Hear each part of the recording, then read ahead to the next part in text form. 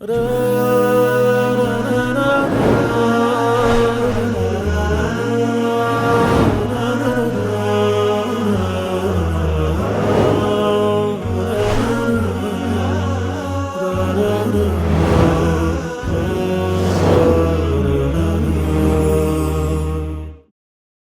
ሰው ሰዒድ ነው የሚባለው ምን ሲሆን ነው? ሸቂይ ነው የሚባለውስ ምን ሲሆን ነው? ሰዒድ እና ሸቂይ ማለትስ ምን ማለት ነው? የአክስቴ ልጅ ፊት ጸጉሬን መግለጥ እና ሰላም ማለት እችላለሁ ወይ? ልጄ ክርስቲያን ሆናለች፣ ሆቴልም አላት፣ ሆቴል ውስጥ መጠጥ ይሸጣል። ለኔ የምታደርግልኝ ብዙ ነገር አለ። ይሄ ነገር ለኔ ሐራም ይሆንብኛል ወይ? እንዴት አታድርግልኝ እንዴት ልበላት? ጨነቀኝ። ከሸሪዓ አንፃር እንዴት ነው የሚታየው? ጀሃነም ጊዜያዊ ነች የሚሉት እንደ ኢብኑ ተይሚያ ያሉ ሰዎች ለነሱ መረጃ ምንድነው የምንሰጣቸው ይላል። እንዴት ነው ዶክተር? የእህቴ ብር በኔ አካውንት አስቀምጣ ብሩ ወልዷል። ያንን ወለድ አውጥቼ አያቴ ገጠር ላይ አቅመ ደካማና ሁለት ልጆቻቸው አቅላቸውን ስተው እሳቸው ናቸው የሚያስተምሟቸው። ያንን የወለድ ገንዘብ አውጥቼ በሰጣቸው እንዴት ይታያል በሸሪዓችን ይላል። ሮብ ንፍሮ ነገር ይጣዳል፣ ሐራም ነው ወይስ አይደለም? ብስሚላህ ራህማን ራሒም አልሐምዱሊላህ ወሰለላሁ ወሰለም ዐላ ረሱሊላህ ወዐላ አሊሂ ወሰሕቢሂ ወመንዋላህ። የተከበራችሁ የሱና ቴሌቪዥን የጠይቁ ፕሮግራም ተከታታዮቻችን ነው። ጠይቁ ፕሮግራማችንን አሁን እንጀምራለን። እስከ ፕሮግራማችን ፍጻሜ ድረስ አብራችሁን ቆዩ። መልካም ቆይታ ይሁንላችሁ ኢንሻአላህ። ሰላም አለይኩም። ወአለይኩም ሰላም ወራህመቱላህ። አማን ናችሁ? አልሐምዱሊላህ። እንዴት ናችሁ? አልሐምዱሊላህ።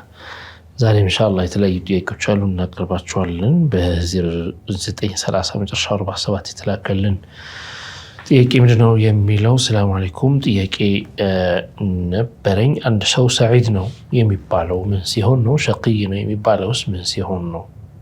ሰዒድ እና ሸቂይ ማለትስ ምን ማለት ነው ይላል። ቢስሚላሂ ራህማኒ ራሒም አልሐምዱሊላሂ ረቢል ዓለሚን ወሰላቱ ወሰላሙ ዐላ ሰይዲና ሙሐመድ ወዐላ አሊሂ ወሰሕቢሂ ጠይቢን ጣሂሪን ወመን ተቢዐሁም ቢኢሕሳኒን ኢላ የውሚ ዲን أما بعد فأسأل الله تعالى أن يجعل نياتنا خالصة لوجهه الكريم وأن يوفقنا لما يحبه ويرضاه إنه على كل شيء قدير. إن شاء الله نياتنا تبارك دون كتاتل نيام سنناقر الماجوج مسيسمو لله انديهون استوسالو. شقينا سعيد مالت من دنو كما جمريا يو أهل السنة والجماعة أشاعرنا ما تريدية ይባላሉ። ወደ ሁለቱ ኢማሞች የተጠቃለሉ ስለሆኑ አህሉ ሱና በዘመናችን። ለዚህ አህሉ ሱና ሸቂይን በምን መልኩ ታሪፍ ያደርጉታል? ሰዒድን በምን መልኩ ታሪፍ ይገልጹታል? እዚህ ላይ ሁለት አይነት አጠቃቀሞች እንዳሉ እናገኛለን። አንደኛው አጠቃቀም ሐሉ በዱንያ ላይ ያለበት ሁኔታ ላይ አላህን ሲፈራ ሲሰግድ ሲጾም ጥሩ ሁኔታ ላይ ያለን ሰው ሐሉሁ ሐሉ ሱዓዳ ተብሎ የሚወስዱት ይሄ ሰውዬ ሰዒድ ነው ብለው የሚወስዱት አለ። እንዲሁ ደግሞ ሐሉ ደግሞ ሁኔታው ሲታይ ፊስቅ ላይ ማዕሲያ ላይ ኩፍር ላይ የመሳሰሉ ነገር ላይ ሲታይ ደግሞ ይሄ ሸቂይ ነው የሚሉት አለ። ዱንያ ላይ ያለበትን ወይም የሚያሳየውን ገጽታ ይገልጻሉ ማለት ነው እነሱ። ይሄ ሰውዬ የሰዒድ ሐል ነው ያለው፣ የእድለኛ ሰው ሐል ነው ያለው። ይሄ ደግሞ የእድለቢስ ሐል ነው ያለው፣ ሁኔታ ነው ያለው ይገልጻሉ። ሌሎች ደግሞ ሰዒድ የሚለውን ኢጥላቅ የሚያደርጉት እዚህ ዱንያ ላይ ስላለው ሁኔታ ሳይሆን ማክተሚያውን መመዘኛ አድርገው ነው፣ በሱ ልኬት ነው። በኢማን የሞተ ሰው ሰዒድ ነው ይላሉ። ኢማኑን ጠብቆ በኢማን የሞተ ሰው ሰዒድ ነው ይላሉ። ከኢማን ውጪ ሆኖ ሞት የመጣበት ሰው አላህ ይጠብቀን፣ ከዚያ በፊት ምንም እንኳን አማኝ ቢሆንም ወይም ደግሞ ከመሰረቱም ከአንዲም አምኖ ማያውቅም ከሆነ መጨረሻው ይታይና ሲሞት በኩፍር ሐል የሞተን ሰው ደግሞ ሸቂይ ይሉታል። ስለዚህ ሰዒድ በኢማን የሞተ ሲሆን ሸቂይ ደግሞ በኩፍር የሞተ ነው። ያው ስለዚህ ሰዒድ እና ሸቂይ ነው በዚህ ከተበራራ የሰዒድነት መገለጫ ወይም ደግሞ የሸቅይነት መገለጫ የሚለው ምንድነው የሚለው በዚሁ አብሮ ተገልጿል። ይሄ አሻዒራና ማቱሪዲያ መካከል ወይም በዑለሞች መካከል ያለ የቃል አጠቃቀም ልዩነት ነው። አንዳንዴ ኺላፉን ለፍዝይ ብለው ይሉታል ዑለማዎች። ይሄ ልዩነት ስር ነቀል ልዩነት ነው። መሰረት ሲታይ በጣም ስር የሰደደ ልዩነት ሳይሆን ኢነማ ከቃል አጠቃቀም ጋር ያለ ልዩነት ነው። ይህንን መሰረት አድርገን የዑለማዎቹን ቃላት ዒባራት ለማብራራት ለምሳሌ ከሐነፊያ ወይም ከማቱሪዲያ ዑለማዎች ከፊሎቹ አሸቅዩ ቀድ የስዓድ ወሰዒዱ ቀድ የሽቃ ይላሉ። ይሄ በምን ተወስዶ ነው? ሸቅይ ሰዒድ ሊሆን ይችላል፣ ሰዒድ ደግሞ ሸቅይ ሊሆን ይችላል የሚሉት ይሄ የሁለተኛው ማብራሪያ ሳይሆን ቅድም ስጠቅሰው ሁለተኛውን የጠቀስኩት ማብራሪያ ሳይሆን የመጀመሪያውን የሰዒድ መገለጫ ወይም የሸቅይ መገለጫ በማየት ነው። ሓሉ ዒባዳ ላይ ጣዓ ላይ የነበረ ሰው ተገልብጦ ፊስቅ ላይ ኩፍር ላይ ልታገኘው ትችላለህ። ሰዎች ይገለባበጡ ስለምናይ ዱንያ ላይ ሁኔታቸው። ስለዚህ ሰዒድ ነበረ ሸቅይ ሆነ ይባላል። ሓሉ ከሰዒድ ሁኔታ ወደ ሸቅይ ሁኔታ ተገለበጠ። ጥሩ ነገር ላይ ኢማን ላይ ጣዓ ላይ ሲታይ የነበረው ሰውዬ ወጣና ሪዳ ላይ ወድቆ ወይም ኩፍር ላይ ወድቆ ኩፍር ላይ ማዕሲያ ላይ መታየት ጀመረ። ወሸቅዩ ቀድ የስዓድ ይላሉ። መጥፎ ሓል ላይ የነበረው ሰው ብዙ ሰዎች አይተናል። ተውበት አድርገው ተመልሰው ሓላቸው ጥሩ ሆኖ ትልቅ ደረጃ የደረሱ ሰዎች አሉ። የሰይድ ብን ዑመርን ሓል ብንመለከት የብዙ ሰሓቦችን እሳቸው ብቻ የሚገደብ አይደለም። ብዙ ሰሓቦችን ሓል ብንመለከት ጣዖት አምላኪ የነበሩ ሐታ ነቢዩ ዳዕዋ እያደረጉ እንኳን ነቢዩን የተቃወሙ ነቢዩን ለመግደሉ ላይ ያሰቡ ያሴሩ የሞከሩ ላሉበት ነቢዩን የተዋጉም እኮ አሉ እኮ። ረጅም ዓመት ዳዕዋ አድርገው ነቢዩ ከ10 ዓመት በላይ ዳዕዋ አድርገው አልቀበልም ብለው ነቢዩን ከሂጅራ በኋላ ከ13 ዓመት በኋላ ሂጅራ አድርገው ዓመት አልፎ ከዚያም ወይም በዓመቱ ወደ ጂሃድ ውስጥ ሲገባ ወደ ውጊያ ውስጥ ሲገባ ከካፊሮች ዋና ዋና መሪዎች ሆነው መጥተው ነቢዩን የተዋጉ እኮ አሉ። የብዙ ሰሓባ መገደል ምክንያት የሆኑም እኮ አሉ እኮ ነበሩ እንደዚህ አይነት ሓል ላይ። ከዚያ በኋላ ደግሞ ተመልሰው ኢስላማቸውን ይዘው እስልምናቸው አምሮባቸው አምሮላቸው ትልቅ የወልይነት ደረጃ ደርሰው የሞቱ ሰዎችም አሉ። እንደው የሞቱን መጨረሻውን ብንተው ከዚህ ሓል ወደዚህ ሓል ተገለበጡ። ሚን ሓል አልአሽቅያ ኢላ ሓል ሱዓዳ። እንዲህ አይነቱን በማየት እዚህ ዱንያ ላይ ያለውን የሰውየውን ሁኔታ መገለባበጥ ከጥሩነት ወደ መጥፎነት ከኢማን ወደ ኩፍር ወይም ከኩፍር ወደ ኢማን መገለባበጥ በማየት ሰዒድ ሸቅይ ሊሆን ይችላል፣ ሸቅይ ሰዒድ ሊሆን ይችላል ይላሉ። አሻዒራዎች ደግሞ ብዙዎቹ በዚህ ጉዳይ ላይ የተጓዙት ምን ይላሉ? ሸቅይ ማለት በኩፍር የሞተ ነው፣ ሰዒድ ማለት ደግሞ በኢማን የሞተ ነው ስለሚሉ አሸቅዩ ላ የስዓድ ወሰዒዱ ላ የሽቃ ይላሉ። አሁን ይሄ ቀጥታ የዚያኛው ንግግር ተቃራኒ የሚመስል ንግግር ነው። ግን ማን ነው ሰዒድ ማን ነው ሸቅይ ብለው የሚለየው? እነሱ ሰዒድ ሸቅይ አይሆንም፣ ሸቅይ ሰዒድ አይሆንም ሲሉ የሚፈልጉበት ምንድን ነው? በኩፍር እንዲሞት አላህ የሻበት ሰው በኢማን አይሞትም፣ በኢማን እንዲሞት አላህ የሻለት ሰው በኩፍር አይሞትም። ይህንን አስመልክተው ኢነ ሸቅየ ለሸቅዩ ልአዘሊ ወዓክሱሁ ሰዒዱ ለም ዩበደሊ ይላሉ። ኢነ ሸቅየ ለሸቅዩ ልአዘሊ፣ ሸቅይ ማለት በአዘል ሸቃዋ የተከተበበት ሰው ነው። አሸቅዩን አም ሰዒድ የሚለው ሐዲሱ ኢብን መስዑድ ላይ የመጣው ይከተባል ሁሉ ነገር የተባለው። ወዓክሱሁ ሰዒዱ ለም ዩበደሊ፣ የዚህ ተቃራኒ ደግሞ ሰዒድ ነው፣ እሱም ደግሞ አይቀየርም። ለም ዩበደሊ السعيد لا يبدل والشقي لا يبدل. يعني إن أحدكم يجمع خلقه في بطن أمه 40 يوما نطفة ملو حديث رجم حديث الله فيؤمر بكتب رزقه وأجله وعمله أشقي أم سعيد فوالذي نفس محمد بيده إن أحدكم لا يعمل بعمل أهل الجنة حتى ما يكون بينه وبينها إلا ذراع فيسبق عليه الكتاب فيعمل بعمل أهل النار فيدخلها وإن أحدكم لا يعمل بعمل أهل النار حتى ما يكون بينه وبينها إلا ذراع فيسبق عليه الكتاب فيعمل بعمل أهل الجنة فيدخلها. هي حديث ያንን የዑለማዎቹ ኢነ ሸቂየ ለሸቂዩ الأزل وعكسه السعيد لم يبدل የሚለውን ለሱ ምስክር የሚሆን ሐዲስ ነው። ይሄ ዒባራ ከዛ የተወሰደ ነው ማለት ነው። በዚህኛው ጎን ሲታይ በዚህኛው ተፍሲር ሲታይ በዛኛው ተፍሲር ሲታይ ደግሞ አንዳንድ ሐዲሶች ላይ هم الجلساء لا يشقى بهم جليسهم صحيح የሆነ ሐዲስ ላይ የመጣ ነው።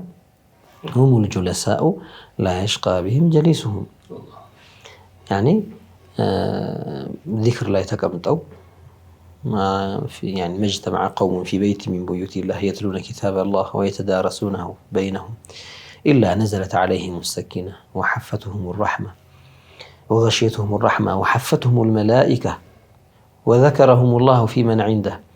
ይህ ሐዲስ ሌሎች ሪዋያዎች ላይ መላእክቶች አላህ ሲጠይቃቸው ስለነዚህ ሰዎች አውቆ ሲጠይቃቸው ያወቀ ይጠይቃቸዋል። ምን ይላሉ? ከነዛ ውስጥ ከመላእክቶች አንዱ ያ ረቢ ፊህም ረጁሉን ለይሰ ሚንሁም ከነሱ ያልሆነ ለሸይእን አኸር የመጣ ለሌላ ጉዳይ መጣ፣ ግን በቃ እነሱ ተቀምጠው ሲያዩ የተቀመጠ ሰው አለ፣ እንደነሱ አይደለም ሓሉ። ሁሙል ጁለሳኡ ላ የሽቃ ቢህም ጀሊሱሁም አላህ ለሱም ምሬለታለሁ ይላል። እሱንም ምሬዋለሁ ከነሱ ጋር የሚቀመጥ እድለ ቢስ አይሆንም ማለት ነው። አሁን ላ የሽቃ ጀሊሱሁ ማለት አሁን ሓሉ የተቀየረ የሚመስል ያሳያል ማለት ነው። እንደዚህ አይነት ሓል መቀየር በሰዒድነትና በሸቅይነት በተቃራኒ ከሆነው በሸቅይነት መገለጹ ደግሞ ከነዚህ ሐዲሶች እና ከአምሳያዎቻቸው የሚወሰድ ነው። ስለዚህ ሁለቱም አጠቃቀም አለ። ሁለቱም የአህሉ ሱና አጠቃቀም ነው። ሸቅይ ሰዒድ አይሆንም የሚልህን ሰው እንዴት ላለህ ማቱሪዲያዎች አሸቅዩ ቀድ የስዓድ እያሉ አይደለም ወይ ብሎ መሟገት የለበትም። ለምን የነሱ ማዕና ይላል። ምናልባት ካለህ እንደዛ ካለህ ምትለው ምንድነው? ሸቅይ ማለት በእነሱ ትርጉም የሸቅይ ሰዎችን ስራ የሚሰራ ሰው ማለት ነው። ሰዒድ ማለት የሰዒድ ሰዎችን ስራ የሚሰራ ሰው ነው። ስለዚህ መገለባበጡና መቀያየሩ ሐሲል ነው። በአይናችን የምናየው ነገር ነው። ይህንን ነገር ነው ሳቢት፣ ይህንን ነው ያጸኑት። ያኛው ደግሞ ስለ ሞት ነው የሚናገረው መጨረሻ ላይ የሚختምበትን። ይህንን ጉዳይ ማቱሪዲያዎችም አይኻልፉንም። በዚህ ጉዳይ እንዲሞት የተከተበበት አይቀየርም የምትላቸው ማቱሪዲያዎች ናም ኩሉ ሙተፊቅ አለል ማዕና። ምድር ላይ ያለ ሰውየው ሐል ይቀያየራል ብትላቸው አሻዒራዎችን አዎ ያየነው አይደለም ወይ የሚሉት። ስለዚህ አንዱን በሚያስተባብል መልኩ አይደለም የቃል አጠቃቀም ልዩነት ካልሆነ በስተቀር። ስለዚህ ሸቅይና ሰዒድ የሚለው በአንድ ማዕና የአዝልዩን ሊጠቅስ ይችላል። እንደ ሲያቁ እንዳገባቡ ነው የምንወስደው፣ እንዳገባቡና እንደቦታው። ረሃብ ለተከታዩ ጥያቄ ስናልፍ በ0991 መጨረሻ 42 የተላከልን ጥያቄ እናገኛለን። ሰላም አለይኩም፣ የአክስቴ ልጅ ፊት ጸጉሬን መግለጥ እና ሰላም ማለት እችላለሁ ወይ ይላል። ሴት ነች ጠያቂዋ። ዛሂር ጸጉሯን ስለመክፈት ነው የጠየቀችውና የአክስት ልጅ አጅነብይ ነው፣ መሕረም አይደለም። ከዚህ በፊት አብራርተናል። መሕረም የሚሆኑ መጋባቱ ማይፈቀድ على التأبيد እስከመቼውም من حرم نكاحها بسبب نسب أو رضاعة أو مصهرة ወይ በአማችነት ወይ በዘር በዝምድና ቀጥታ ባለ ዝምድና የቅርብ ዝምድና አሊያም ደግሞ በመጥባት የጡት እናት መሆን በጡት ልጅ ከሆነች የመሳሰለው እንዲሁም ደግሞ በአማችነት የሚስት እናት የሚስት አያት እንዲህ ያሉ ማግባት ማይቻሉ ምንላቸው ከነዚህ ውጪ ያሉት በጠቅላላ ፊት ሴት ልጅ ጸጉሯን እንድትከፍት አትችልም፣ መጨበጥም አትችልም። ከነዚህ ውስጥ አንዱ ያጎቷ ልጅ ነው፣ ያክስቷ ልጅ። ምንም እንኳን ዝምድናቸው ቅርብ ነው ይባላል፣ ዝምድናቸው ቅርብ ነው። ያጎት ልጅ ዝምድና ቅርብ ነው፣ ያክስት ልጅ ዝምድና ቅርብ ነው። ነገር ግን ዘመድ የሆነ ሁሉ መሕረም ግን አይደለም። ዛ ረሒም ይባላል፣ ዝምድና አለው። ዛ ረሒም ሆኖ ገይሩ መሕረም እንለዋለን። ነገር ግን መሕረም ግን አይደለም። መሕረም ማለት እሱን ሊያገቡት የማይችሉት ፍጹም ሐራም የሆነ አለ ተአቢድ ማለት ነው። እስከመቼውም ሊያገቡት የማይችሉት። ስለዚህ ረሒሞች ሁለት አይነት ናቸው። ዘመዶች ዘመድ ሆነው መሕረም ይሆኑ አሉ፣ እንደ አጎቷ የአባቷ ወንድም የሚሆን የእናቷ ወንድም يعني الخال والعم የአባቷ አጎቶች የአያቷ አጎቶች የቅድመ አያቷ አጎቶች እንዲህ ያለው ላይ ይላል። በቃ በላይ በኩል ከሄደ አጎት የሚባሉ ከሆነ ቀጥታ የራሷ ወይም የአባቷ ወይም የአያቷ ወይም የቅድመ አያቷ እያለ ይቀጥላል ካሉ እነዚያ አጎቶቿ ተብለው በአጎት ምድብ ይመደባሉ። محرم ናቸው። እነዚህ መንካት ትችላለች፣ መጨበጥ ትችላለች፣ ጸጉሯን ብትከፍት يعني ما بين السرة والركبة ከእምብርት ከጉልበት ያለው መሸፈን ግድ ነው። ከዛ ውጭ ያለው ቢያዩ ይቅርብ ቤተሰብ ናቸው እነሱ ማለት ነው። ከዚያ ማሻገር በአባቷ በኩል ብቻ ሳይሆን በእናቷ በኩል ያለው አጎቷ የእናቷ ወንድሞች እንዲሁም ደግሞ የእናቷ አጎቶች ራሳቸው የእናትየው በአባቷም በኩል ያሉት በእናቷም በኩል ያሉት የአያቶቹ አጎቶች በሁለቱም በኩል የቅድመ አያቶቹ አጎቶች እንዲህ ያለ አጎትነት በዋሲጣ ወይም የغير ዋሲጣ በቀጥታም ሆነ ወይም መሃል ላይ አባት እየገባ አያት እየገባም ቢሆን محرم ናቸው እነዚህ። ከዛ በታች ወንድሞች የራሷ ወንድሞች محرمዎቿ ናቸው። ከዚያ ወደ ታች ስንወርድ ደግሞ አሁን በትዩ ብለን እናስበው ነው። ወደ ታች ስንወርድ ደግሞ ልጇ ወንድ ልጇ የልጅ ልጇ የልጅ ልጅ ልጇ የልጅ ልጅ ልጅ ልጇ እንዲህ ያለ የመጣው ዙር የአስረኛ ትውልድ ላይ በተደርስም እንኳን ልጆቿ ናቸው ማለት ነው። አያት ምትሆንላቸው ላሸክ አባት ምናምን የታወቀ ነው። አባት አያት ምናምን እያለ ወደ ላይ የሚሄዱ የታወቀ ነው። ከዚያ ውጪ ግን ሐዋሺ ላይ የሚገኙ አሉ። ሐዋሺ ምንላቸው እነዚህ ሐዋሺ የሚባሉት አጎቷ መርሐባ ያጎቷ ልጅ ግን ليس محرما አጎቷ محرم ነው። ያጎቷ ልጅ محرم አይደለም። ያጎቷ የልጅ ልጅ محرم አይደለም። የእናቷ ወንድም خالها ثم አጎት ይባላል በአማርኛ። ምናልባት ወደ ተለያዩ ቋንቋዎች ስንመጣ ሌሎች ስያሜዎች ይኖራሉ። ለእናቱ የሚጠራና ለአባት የሚጠራው ለአባት ወንድምና ለእናት ወንድም የተለያዩ ስያሜዎች ይኖራሉ። አልሙሂም በዚህ በተለመደው አማርኛ እንምጣና አጎት በሚለው ወስደን ነው። በእናትም በአባትም በኩል ያሉት አጎቶቿ محرم ናቸው። ግን የእነሱ ልጆች ግን محرم አይደሉም። ስለዚህ ያክስቷ ልጅ محرم አይሆንላትም። ምናልባት በአክስት ልጅ አሁን ዝምድና በኩል የሚያገናኛቸው ነገር የለም። ዝምድና ሲባል ይሄ ረሒም محرم የሚባለው ነገር ላይ እንዳይጋቡ የሚከለክል ነገር የለም። ወደ ረዳዕ ከመጣና አብረው ጠብተው ከሆነ ሁለተኛው ምክንያት አለ محرم የሚያደርገው። ሁለተኛው ምክንያት ከአንድ ሴት አብረው ከጠቡ የጡት ወንድማማቾች ሆነዋል። ወንድሟ ነው ጸጉሯን ብትከፍት ችግር የለው። እናቷ مثلا እሱን አጥብታ ቢሆን ወይም የሱ እናት አክስቷ እሷን አጥብታት ብትሆን እናቷ ሆናለችና እሷ የወለደችው ጠቅላላ ልጇ ወንድሟ ይሆናል ማለት ነው። በጡት የሚገናኙት ወንድሟ። ከዚህ አንፃር እንዲህ አይነት ነገሮች ካሉ አዎ፣ ከዚያ ውጪ ግን አይሆንም ማለት ነው።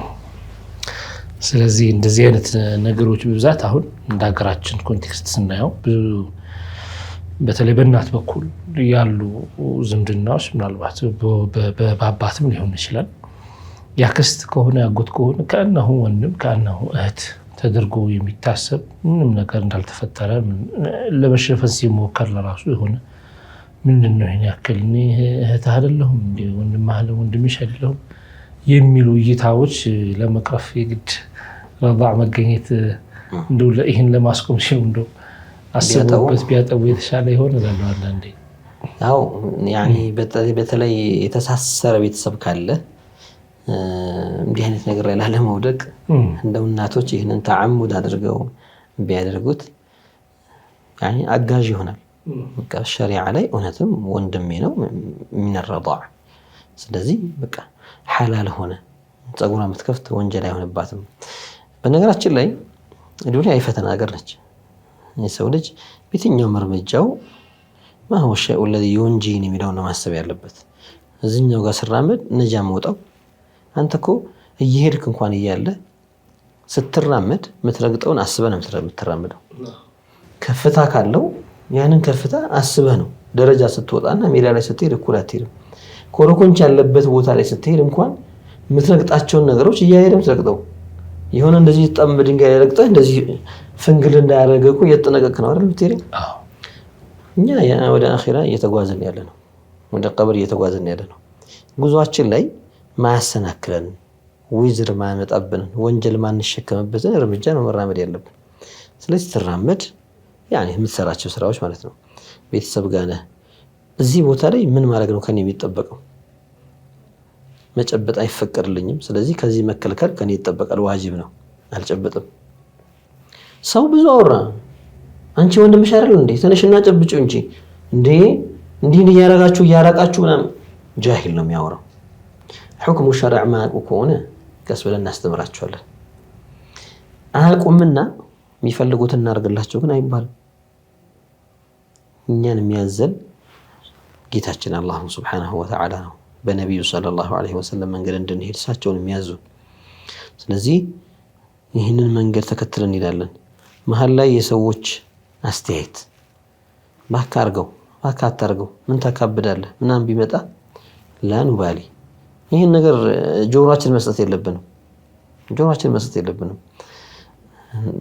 እኛኮ በዓለማዊ ጉዳይ እኮ ምናቀው ነገር አለ ከላይ ትልቅ ባለስልጣን የሚባል አዞ እዛ ጋር ያለ የሆነ ተራ ሰው ሊያደናቅፍ ይሞክርኩ አራየውን ምናምን ቢልዝ በል ተዛዙኮ ከዛ ነው የመጣው ነው ምትነውኮ ከዚህ ተራ ሰው ሊያደናቅፍ ይሞክር في امر الله تعالى ለምን ነው እኛ ተሳሁል ምናረገው አባቴ መሐል ላይ ገባ እናቴ መሐል ላይ ገባች አክስቴ አታካብዱ አለች አጎቴ ይሁን ነገር አለ አንዳንዶች ይሄ ዝምድና ማራቅ ነው የሚሉ ሰዎች አሉ አዑዙ ቢላህ ጭራሽ ዝምድና መቁረጥ ነው የሚሉ ሰዎች አሉ ጃሂሎች ከሆኑ ነው የሚድኑት الائتمار بأمر الله تعالى أن تأتمر بأمر الله وما تلتزم الشرع إن كانوا يعتبرونه قطع رحم هي أدقانه يا الله أنت لازم فزمه الله يكلكله مكلكله زمدنا المقرط ነው የሚሉ ከሆነ ምናልባት እንደው ሳቁ ቀርተው ከሆነ ይሄን ነገር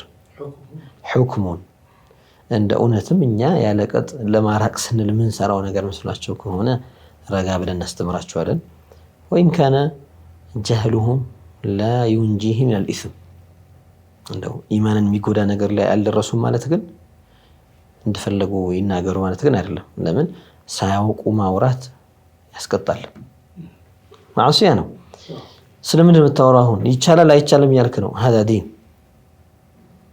ይሄ መድኃኒት ያድናል አይድንም ያልክ ስታወራ ሐኪም ነው ወይስ አይደለም አንተ ምንድነህና ነው አይ ጀርቤው ነው مرحبا خبራ አለ ተተከለሙ عن علم ነገር ግን ይሄ መድኃኒት ራሱ እዚህ ላይ ሰውዬ ላይ ይሰራል አይሰራም አታውቅም እኔ ይሄ መድኃኒት ወስጄው ተሽሎኛል እንደ አይነት በሽታ ይዞኝ ምናልባት ሊጠቅም ይችላል ነገር ግን ያንተ ምልክቶች ያንተ የሆነው የበሽታው ማንጸባረቂያዎች መገለጫዎች ሊለዩ ይችላሉና ነገር ግን ሐኪምን ጠይቅ ነው ተኖር መሐንዲሳቱ መሐንዲስ ጉዳይ ላይ ዘላህ ተገባም ስለዚህ በዲን ጉዳይ ላይ ግን እኔ ሙስሊም ነኝ በማለት ብቻ ዘለው የሚገባሉ ይሄ ሁክም ነው እኮ በህግ ጉዳይ ላይ ሰው ዘለው ይገባል ህግ መንግስት በሚያወጣው ህግ ላይ ይሄ እንዲህ ነው ብሎ የማያውቀው ነገር አያወራ إنما الناس ናቸው የሚያውቁት በኋላ አበላሸተ በየ ደግሞ ሌላ ጣጣ ይመጣብኝስ ነው ይለው እና ለነት ነገሮች ላይ ዘለው የሚገቡ ሰዎች አማው አታካብዱ ምናምን ዝምድና አትቁረጡ እንዲህ የሚሉ ሰዎች አሉ ይሄ ማሳያው ምንድነው የሚያሳየው ምንድነው የሚያንጸባርቀው ካለን البعد عن العلم كعلم በጣም መራቅን የሚያሳይ ነውና يعني ننصحهم أن يتعلموا የትኛው ይሄ ነገር ብዙ ቦታ ሊገኝ ይችላል ብዙ ቤተሰብ ላይ በተለይ እኛ ምናስተውለው እንደኔ ምናልባት አላቅም እንደኔ የደቡብ ብሔረሰቦች ላይ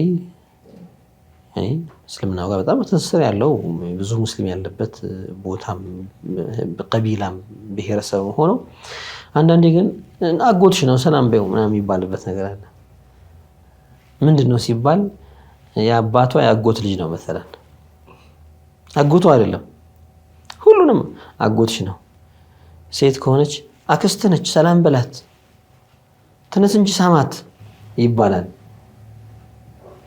አላህን መፍራት ቅድሚያ ይሰጣል يعني የሚፈቀደውና የማይፈቀደው መለየት አለብን ተመልካቾቻችን እየተከታተላችሁ የምትገኙት የኢኮ ፕሮግራማችንን ነው እረፍት ሰዓታችን ላይ እንገኛለን ከአፍታ ቆይታ በኋላ ተመልሰን እንገናኛለን ኢንሻአላህ አብራችሁን ቆዩ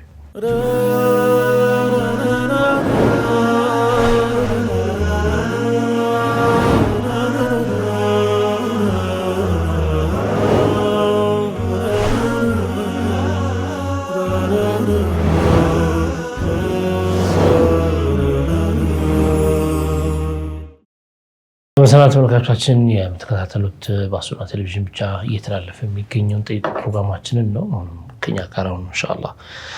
በ983 መጨረሻው 26 የተላከልን ጥያቄ ምንድን ነው የሚለው? ሰላም አለይኩም አፊያ ሀያት ለእናንተ ይሁን አሜን። ጥያቄ ነበረኝ። ልጄ ክርስቲያን ሆናለች፣ ሆቴልም አላት። ሆቴል ውስጥ መጠጥ ይሸጣል። ለኔ የምታደርግልኝ ብዙ ነገር አለ። ይሄ ነገር ለኔ ሐራም ይሆንብኛል ወይ? እንዴት አታድርግልኝ እንዴት ልበላት? ጨነቀኝ። ከሸሪዓ አንፃር እንዴት ነው የሚታየው ይላል። መቼም አላህ ይጠብቀን፣ እሷንም አላህ ይመልሳት። ቃዲር የሆነ ጌታ አላህ ሂዳያ ሰጥቶ ወደ ኢስላም ወደ ነጃ መውጫ ከእሳት ወደምትድንበት እስልምና አላህ ይመልሳት። ይሄ ዱዓችን ነው። ቁስል ነው ለእናትም ለቤተሰብም። ሱብሃንአላህ እንዲህ አይነቱ ነገር። ወደ ጥያቄዋ ስንመጣ ምናልባት የሚጠይቀን ሰው ወንድ ይሁን እናት ይሁን አባት አላወቅንም። አልሙሂም ወደ ጥያቄያችን ጥያቄ ስንመጣ ገንዘቡ ከሐራም ብቻ የሚመጣ ከሆነ የገንዘቡ ምንጭ ሐራም ብቻ ከሆነ መቀበል አይቻልም። هذا حكم الشرع። ምንጩ ሐራም ከሆነ ኸምር ተሽጦ مثلا የሚመጣ ገንዘብ ካለ ለባለቤቱ ብቻ ሳይሆን እሱ ራሱ ወንጀል ላይ ወድቋል። ለሱ ብቻ ሳይሆን ለሌላ አሳልፎ ለሚሰጠውም ሰውዬ ሐራም ይሆንበታል። يعني انتقال الحرام من يد إلى يد لا يجعله حلالا። ሐራም ነገር ከአንድ እጅ ወደ ሌላ እጅ መተላለፉ 10 እጅ ለምን አይዞርም? ሐላል አይሆንም። አላህ ይጠብቀን። መቼም እኛ ዛሬ እየኖርንባት ያለችው ዓለም ያቺ ምድር እኛ ያለንባት በብዙ ነገሮች የተደበላለቀች ነች። ወላሂ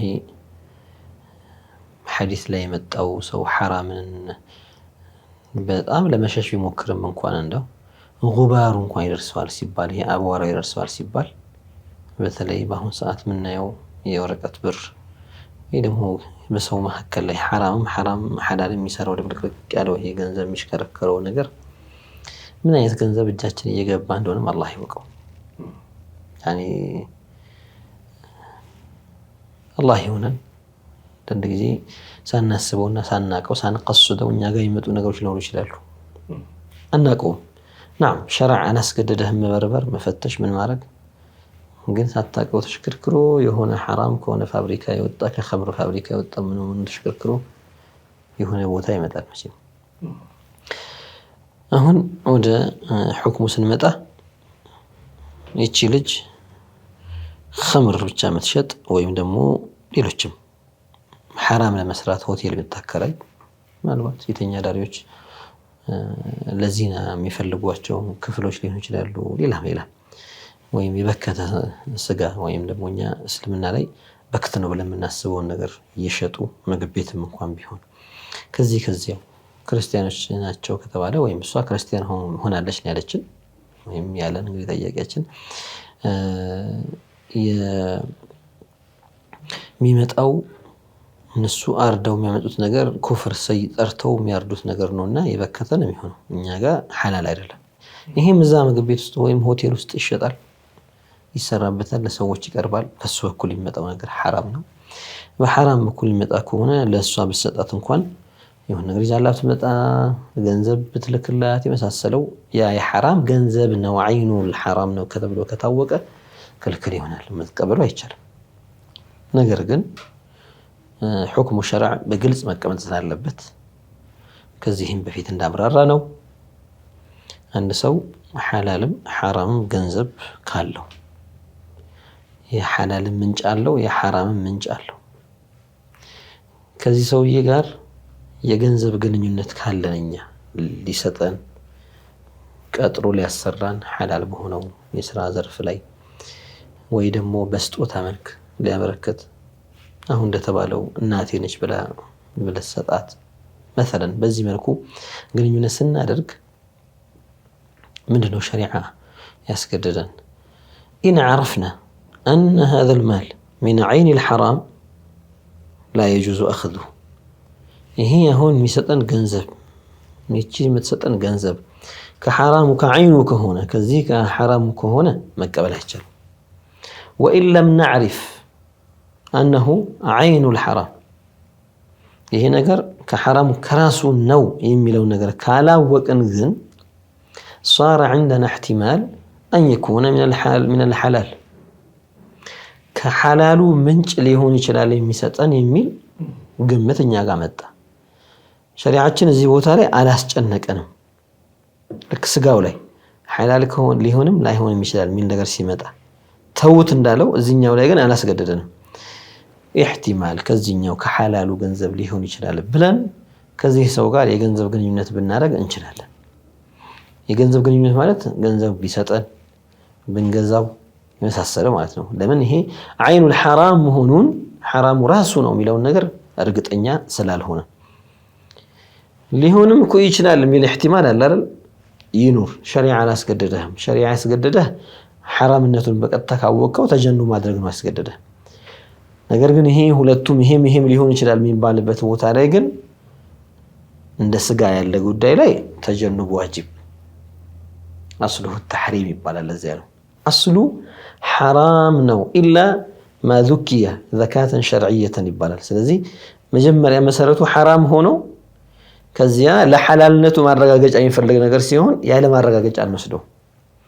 ይሄኛው ግን አስሉ ገንዘብን መጠቀም ሐላል ነው ኢላ ከሐራም ከሆነ ከመጣ እንጂ። ስለዚህ አስሉ ሒል ሆኖ መሰረቱ ፍቁድ ሆኖ ሌላ የሚከለክለው ምክንያት ከመጣ ነው የምትከለከለውና የሚከለክለው ምክንያት ደግሞ በትክክል መምጣቱን እስካናረጋገጥክ ድረስ ከሐላሉ ምንጭ ሊሆን ይችላል ብለህ ብትጠቀም ይችላል።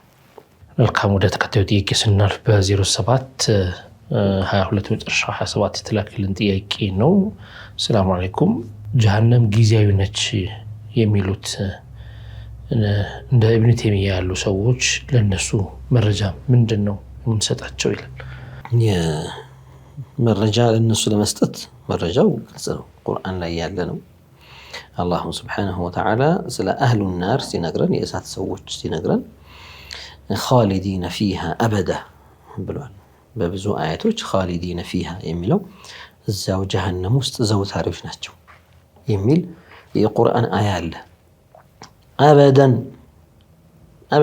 ማለት ነው እስከ መቼው ማለት ነው። ያኒ ምንም መውጫ የሌለው ማለት ነው። ኩለማ አራዱ አን የኽሩጁ ሚንሃ ኡዒዱ ፊሃ ኩለማ ምትለዋ የዓረብኛ ቃል ቁርአን ላይ ነች ያለችው። የዓረብኛ መዓኒ ላይ ዒልሙል መዓኒ ላይ የሚያተኩሩ ዑለማዎች ይህችን ቃል ሲያብራሩ ኩለማ ምትለዋ ቃል ከመጣች ያ ነገር ሁሌም እንደማለት ነው። ሁሌም ያኒ እነዚህ ሙሽሪኮች ኩፋሮች ጀሃነም ውስጥ ለዘላለም የሚቀጡት አላህ ነጃ ይበለን። እነዚህ ሰዎች ከጀሃነም ለመውጣት በፈለጉ በሞከሩ ቁጥር ኡዒዱ ፊሃ ያኒ ኡዒዱ ፊሃ ወሀከዛ። ከዚያ ባሻገር ረሱሉላህ ሰለላሁ ዐለይሂ ወሰለም ሶሒሕ በሆነ ሐዲስ ላይ ምን ይባላሉ? ሊአህሊል ጀና ያ አህለል ጀና ኹሉዱን ፈላ መውት ያ አህለል ናር ኹሉዱን ፈላ መውት።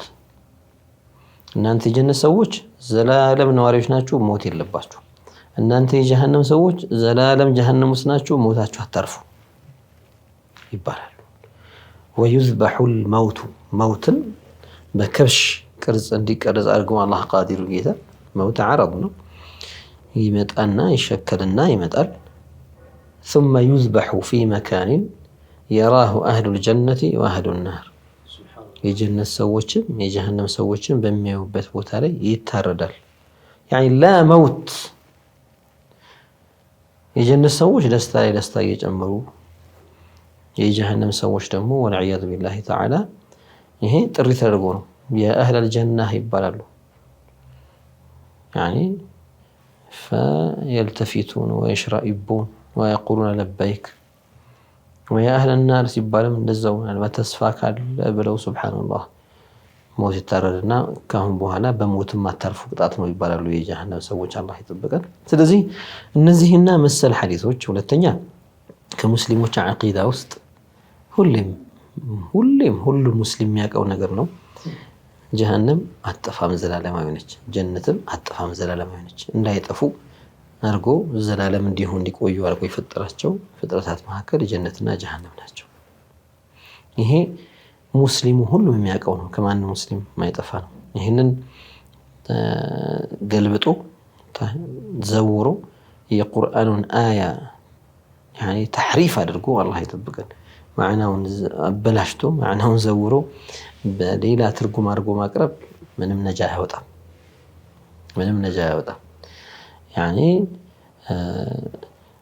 ለኢብኑ ተይሚያና ወአሽባሁ ለአምሳየዎቹ ይህንን ለደገፉት በቅርብ ጊዜም ወልዒያዙ ቢላሂ ተዓላ አፍዷ ኢላ ማ ቀደም ወደ ሰራው ስራ ሄዷል።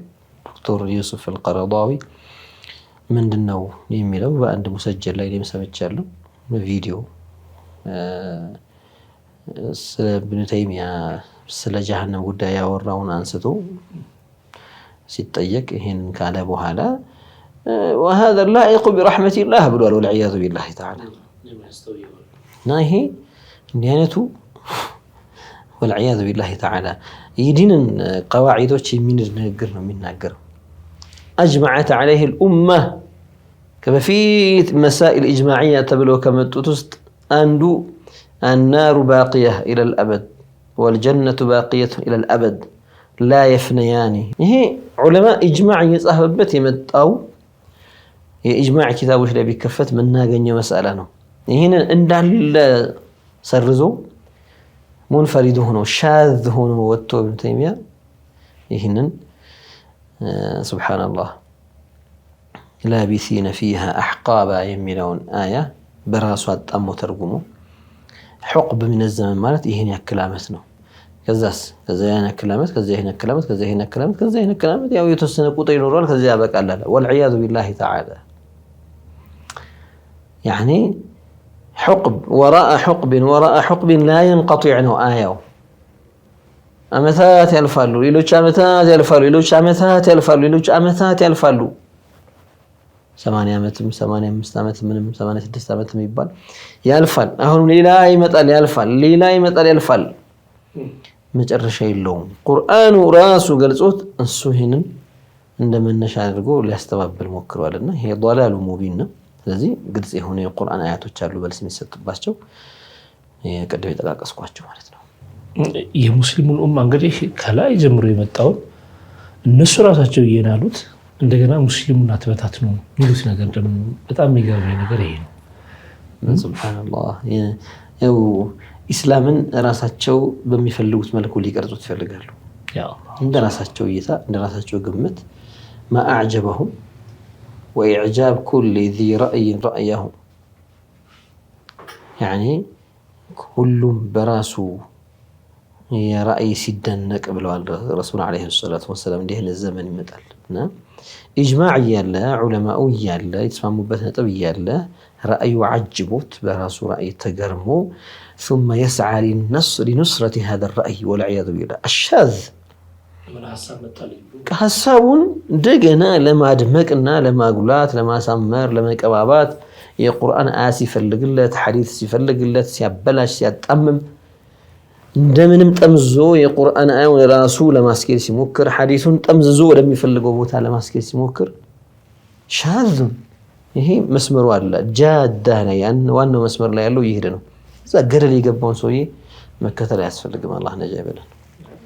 በ091265 መጨረሻው 11 የተላከልን ጥያቄ ምንድነው የሚለው? ሰላም አለይኩም እንዴት ነው ዶክተር? የእህቴ ብር በኔ አካውንት አስቀምጣ ብሩ ወልዷል። ያንን ወለድ አውጥቼ አያቴ ገጠር ላይ አቅመ ደካማና 2 ልጆቻቸው አቅላቸውን ስተው እሳቸው ናቸው የሚያስታምሟቸው። ያንን የወለድ ገንዘብ አውጥቼ በሰጣቸው እንዴት ይታያል በሸሪዓችን? ያው ወለድ የሚለውን ነገር ከዚህ በፊት አብራርተናል። ኩሉ ቀርድን ጀረ መንፈዓተን ፈሁወ ሪባ የሚለው ወስደን ማንኛውም ቀርድ ወይም ብድር ጥቅምን የሚጎትትና የሚስብ ከሆነ ሪባ ነው ብለናል።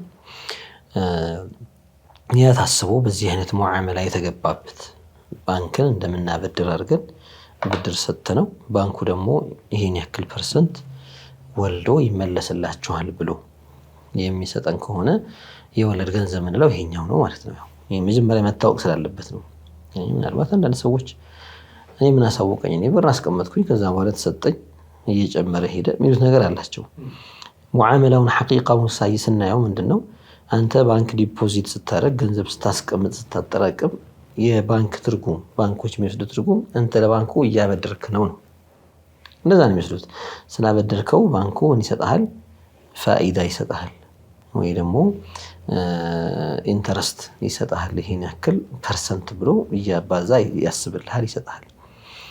ገንዘብህን እንደ አማና አስቀምጡልኝ ብለህ እውነትም አማናውን ጠብቀው እንዳይቀነስ እንዳይነካከ ከሌላ ገንዘብ ጋር እንዳይደባለቅ አድርገው ቋጥረው ጽፈውበት ሳጥን ውስጥ አስቀምጠው ቆልፈውልህ ቢሆን ኖሮ ያ ያስቀመጥከውን ገንዘብ ነው ራሱ ነው የምትወስደው።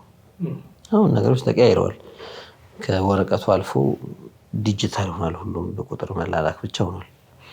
አሁን ከዚህኛው ሙዓመላ ጋር አሁን ሪባ ተብሎ በትክክል ሊባል የሚቻለውን ነገር ሸርዓን መቀየር ስለማይቻል ነው። ያኔ ብድር ተብሎ ጨምሬ ነው መመለስልህ ብሎ ሸርጥ ካደረገ ሪባ ነው። ሽያጭ የሚባለው ሌላ ራሱን የቻለ አካሄድ አለው። ወረቀት ነው። ወረቀትን በወረቀት መሸጥ ምናምን የሚባለው ራሱን የቻለ ሙዓመላ ነው። ስለዚህ አሁን ይህንን ገንዘብ ወለድ ብለን በዚህ መልኩ ከወሰድ ነው በዚህ መልኩ የመጣ ገንዘብ ነው ተጨምሮ ብለን ካሰብ ነው። ምክንያቱም ብዙ ሰዎች ያውቁታል ከሚል አንፃር እኔ ስሰጥ እንደዚህ እኔ ስበደር ደግሞ በባንክ ሲያበድርህ በተለምዶ አንተ ስታበድረው ከሚሰጥህ በላይ ይወስድብሃል።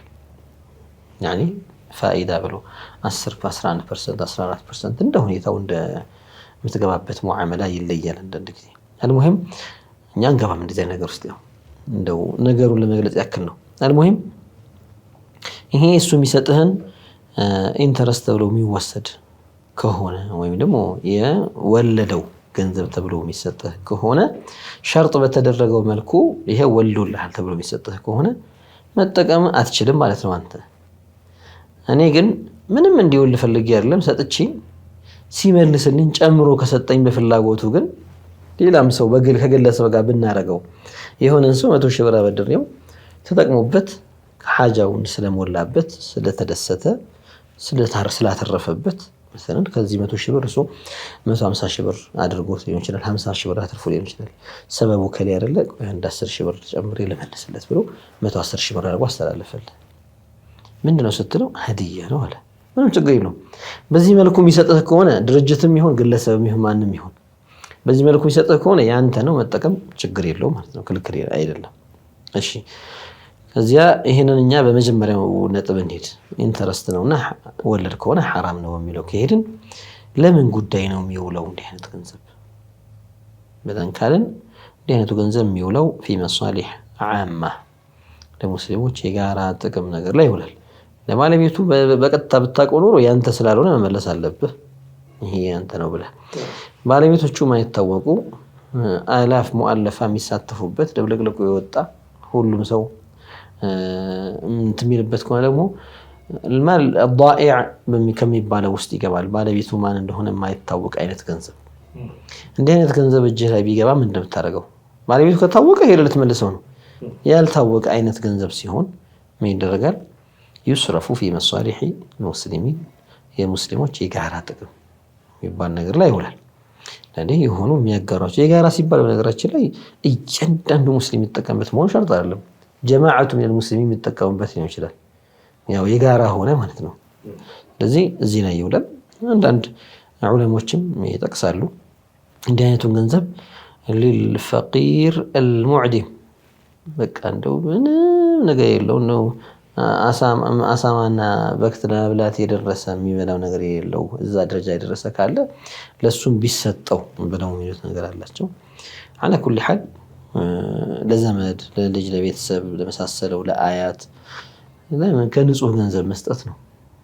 ከንጹህ ገንዘብ ለነሱ ሐላል ይሆንላቸዋል ከሚባል ገንዘብ ከዚህ መስጠት እንጂ በቃ ይሄ ለኔ መብላት አይፈቀድልኝምና ብሎ ከዚህ ከትርፍ ጋር ማሰብ ሳይሆን ማለት ነው። መርሐባ ወደ ቀጣዩና የመጨረሻ ጥያቄያችን ለዚህ ፕሮግራም እናልፋለን። በ0995 መጨረሻው 21 የተላከልን ነው። ሮብ ንፍሮ ነገር ይጣዳል ሐራም ነው ወይስ አይደለም ይላል። ችግር የለውም። ንፍሮ ሮብ የሚሆን ሰኞም ቢቀቀል ጁሙዓም ቅዳሜም ሁሉም ቀን ንፍሮ መቀቀሉ ችግር የለውም። ያኔ ምናልባት ጠያቂያችን ሊሰጠው የፈለገው ትኩረት ወይም የጥያቄው አቅጣጫ ሮብን ቀን ሀገራችን ላይም ተለምዷል። በተለያዩ ሐድራዎች ላይ በተለያዩ መሻይኾች ቦታዎች ላይ በየቤቶችም ውስጥ ያኔ መሻይኾችን ዓዳ የወረሱ ሙስሊሞች ቤቱም ውስጥ ጀይላኒን በማሰብ በሳቸው ተወሱል ለማድረግ በሳቸው አላህን ለመለመን ዱዓ የሚቀመጡ አሉ። ያው አብዱዬ ሲባል እንሰማለን፣ ዛሬ ጀይላኒ ነው ሲባል እንሰማለን። ይሄ አንዳንድ መሀይማን እንደሚያሰራጩት ዛሬ ሚካኤል ነው፣ ዛሬ ገብርኤል ነው፣ ዛሬ አቦ ናቸው፣ ዛሬ ልደታ ነው ምናምን እንደሚባለው አይደለም። الأمر يختلف تماما። የሽርክ መንገድና ከአላህ ሌላን ነገር ሙአሲር አድርጎ በሐቂቃ ይሰራል ብሎ በሐቂቃ ይፈጥራል ብሎ የሚያስብና አላህን ብቻ ፈጣሪ ነው እነዚህ የአላህ ባሪያዎች ናቸው እስኪ በእነሱ አላህን ለምነው ብሎ የሆነን ቀን አስቦ ተቀምጦ በዚያ ቀን ያ ረብ በጀይላኒ ለምኝሃለሁ የሳቸው ዓዳዎችም ልማዶችም የተጓዙበትም ነገር ካለም ደግሞ ከመሻይኾች በተወረሰው መልኩ مثلا انت እኮ ሼኽህን በመልካም ነገር ተቅሊድ ብታደርገው ችግር የለውም እኮ ሚን ባቢል ሚሳል ሼኽህ እሱ ጋር እየተማርክ እያለ እየቀራህ እያለ ተርቢያ እያረገህ እያለ ያ ሼኽ በሳምንት አንድ ቀን ደረሳዎቹን ሰብስቦ ለዱዓ ይቀመጣል። ነው ችግር የለም አይደል? ዱዓ ሰኞ ማድረግ ይችላል፣ ሮብም ማድረግ ይችላል፣ ቅዳሜ ተቀመጠ። ያንን ልምድ ሁሉ ያደርገዋል። አንተ ሳምንቱን ቀናት እየቀራህ እየተማርክ ያችን ቀን ደግሞ ለዱዓ አብረህ ከሼኽ ጋር ትቀመጣለህ፣ ትኸድማለህ፣ ዱዓ ትቀበላለህ። ሶላዋት ዚክር ምናምን ይኖረዋል። ሳምንቱም እንደዛው ሁሌም ያችን ነገር እኔም እንደዚህ እንደ በሳምንት አንድ ቀን እንኳን ተርኪዝ አድርጌ ዱዓ ማድረግበት ቀን ቢኖረኝ ሁሌም ብትለምን ትችላለህ አይደል? ሳምንቱን ሙሉ እንደው ሐሳቤን ሰብስቤ እንደ ተፈሩግ ማድረግበትን ቀን መርጬ ባደርግ የትኛው ቀን ይሆን ያስለመድኩት ሼኽ ያረጉበት የነበረውን ሮብ ቀን ፈተና ልቀመጥ ብለህ ብትቀመጥ ምንም ችግር የለውም። ይሄ አላህን ለተለምን የምትቀመጥበት መጅሊስ እንጂ በአላህ ላይ ልታጋራ የምትቀመጥበት መጅሊስ አይደለም። እንደነች ከጭፍነት የተነሳ يقيسون شيئا على شيء مع الفارق የሆነ ነገር ከሌላ ነገር ጋር አብረው ይወስዱታል። ይሄንን ከዚህኛው ጋር አንድ ነው ብለው ይወስዳሉ። ከልዩነት ጋር አይወሰድም። ጥቁርና ነጭ አንድ ናቸው አይባልም፣ ይለያያሉ። ሁለቱም ቀለም አይደሉም እንዴ? ሁለቱም ከለር አይደሉም እንዴ ሊልህ ይችላል። እኛ የምናወራው ስለ አይነታቸው ነው። ስለዚህ የማይገናኙ ነገሮችን ከልዩነታቸው ጋር አንድ አድርጎ የተገናኙ አድርጎ ለዚህኛው የሰጠውን ፍርድ ለዚህኛው ፈርዶ መውሰድ ስተት ነው። እንዲህ አይነቱ በጣም ከባድ ስተት ነው። ኡሱልዮች ቂያስ የሚባለውን ነገር ሙማረሳ ሲያደርጉ ሲተገብሩ በጣም አድካሚና ጉልበት እልህ ማስጨራሽ ስራ እሱ ነው ይላሉ። ምን ማድረግ ዒላውን የመፈለግ ስራ። ይሄ ነገር ለምን ክልክል ሆነ የሚለውን በሐث ያደርጋሉ። ምን ስለሆነ ነው ክልክልነቱ የታወቀውን ነገር ማለት ነው። ክልክልነቱ ሸሪዓ ላይ የመጣውን ነገር ያን ከያዙ በኋላ ይሄ ነገር ሐራም ሊሆንበት የቻለው ምክንያት በሱ ምክንያት ነው አይደል ሐራም የተባለው። ይህ ምክንያት እዚህኛው ላይ አለ ወይስ የለም ብለው ቼክ ያደርጋሉ፣ ይፈትሹታል። ካገኙት ይሄ ነገር በዚህ ይሄ ምክንያት ስላለው ነው ሐራም የሆነው። ስለዚህ የሁክሙ ሰበብ ምክንያት ይሄ ነው፣ ዒላው ይሄ ነው። ስለዚህ ዒላ ደግሞ ሻእኑ ምንድነው? እስካለ ድረስ ሁክም አብሮት ይኖራል፣ እስከሌለ ድረስ ሁክም አብሮት አይኖርም። ሐላል ነው مثلا ሐራም ነው ያለው ይሄን ነገር እቺ ዒላ ስላለች ነው። እንግዲያውስ ዋናው ምክንያት እዚህ ላይ እሷ ስለሆነች እቺን ምክንያት ሌላ መስአላ ላይ ሌላ ነገር ላይ ካገኘናት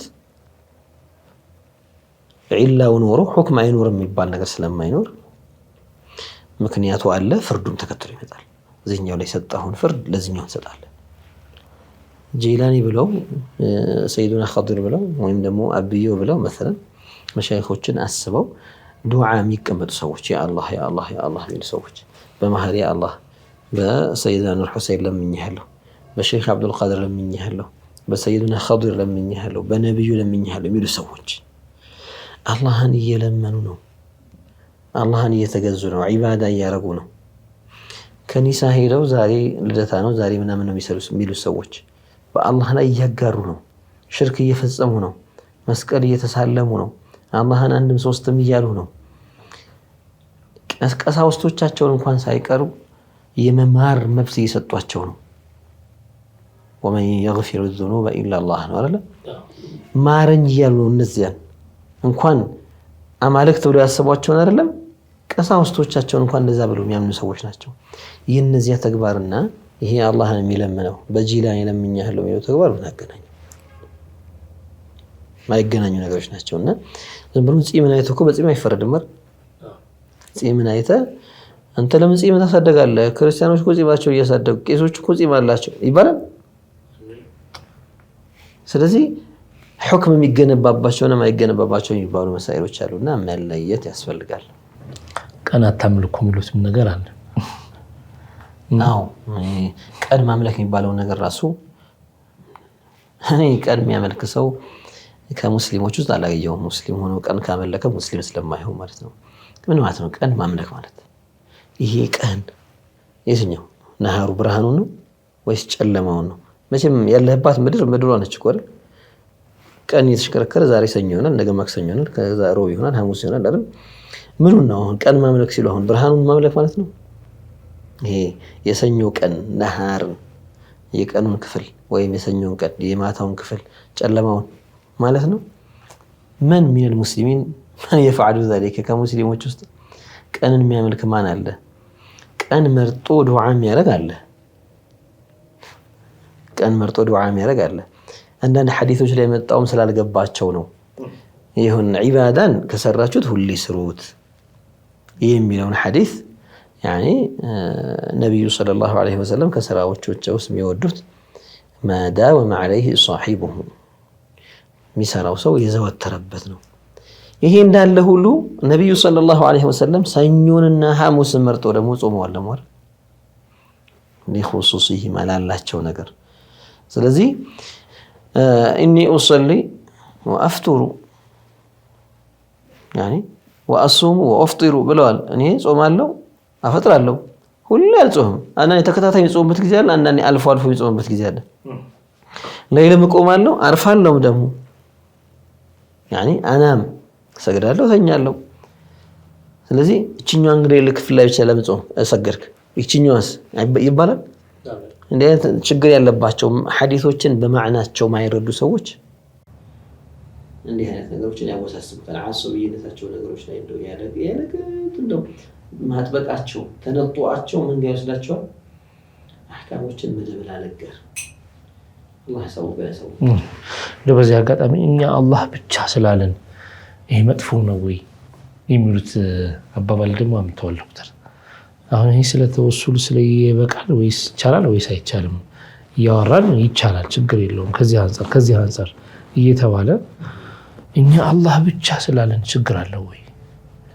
ይሄ አዋሙን የሚያምኑበት እንትናቸው ቃሎቻቸው ከሸነው የሚያቀርባቸው ልክ አላህ ብቻ መሆን የለበትም እንዳለንም ማለት ነው። እኛ ሰዎችን የሚያምኑበት ነው ያኔ እነሱ ለአላህ ታማኝ ሆኑ ሌላ መጨመር የማይፈልጉ ተወሱል አድራጊዎች እሳ በእነሱ እይታ አይ አላህ ብቻውን በቂ አይደለም ቢሉ ወልዒያዙ ቢላህ ከመካ ሙሽሪኮች ጋር እያመሳሰሏቸው ማለት ነው።